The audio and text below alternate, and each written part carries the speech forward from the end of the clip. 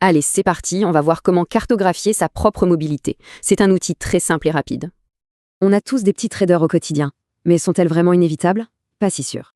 Attention, la mobilité, ce n'est pas juste la souplesse, c'est le contrôle du mouvement. C'est essentiel.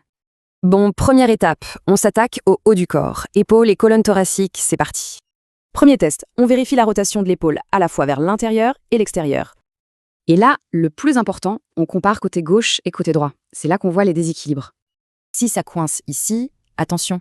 Pour le lancer, le crossfit ou le yoga, ça peut vite poser problème. Allez, on descend d'un étage. On va isoler la rotation du milieu du dos, la colonne thoracique. Pourquoi genou? Facile, ça bloque les hanches. Comme ça, c'est sûr, seul le haut du dos travaille. Ok, le haut du corps, c'est fait. Maintenant, passons au bas.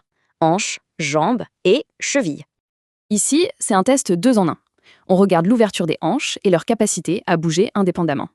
C'est super important pour les sports explosifs et ça permet de voir tout de suite s'il y a des blocages. Franchement, de bonnes hanches, c'est la base. C'est de là que viennent la puissance et la stabilité.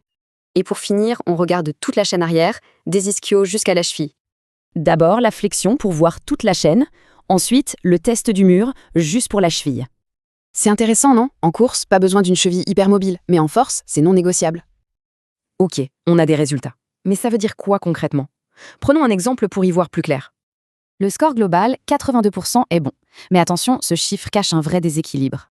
Regardez, les épaules sont à la traîne à 64%. Par contre, les hanches sont parfaites. Voilà un profil unique. Pour le jiu-jitsu, c'est un avantage et un inconvénient. Super hanche, mais des épaules limitées, c'est un problème. Et voilà, les tests confirment le ressenti. Maintenant, le plan de travail est clair et précis. La clé, c'est ça, se connaître. Savoir où l'on est fort et où l'on est faible, pour bouger mieux, tout simplement. Alors, quel petit ajustement pourrait tout changer? La réponse se trouve peut-être dans un simple test comme celui-ci.